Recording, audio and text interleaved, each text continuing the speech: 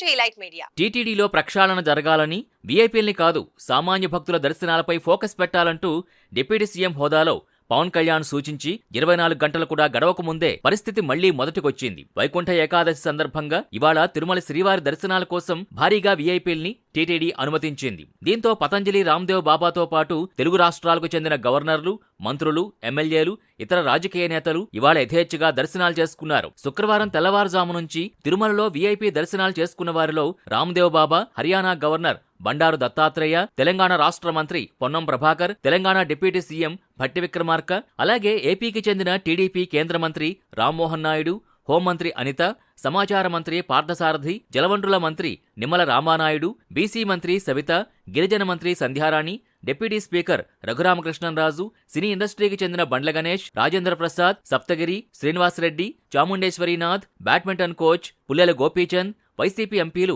YV Subbareddy, Pilli Subhash Chandrabose దర్శనాలు చేసుకున్నారు. దీంతో టీటీడీ అధికారులు పవన్ మాటని లెక్క చేయడం లేదని అంటున్నారు. అయితే వాళ్ళెప్పుడో వీఐపీ దర్శనాల కోసం టికెట్ బుక్ చేసుకుని ఉంటారని, అందుకే వారికి దర్శనం చేయించినట్టు కొంతమంది అధికారులు అంటున్నారు. మరి ఇందులో ఏది నిజమనేది తెలియాలంటే టీటీడీ అధికారులు స్పందించే వరకు ఆగాల్సిందే.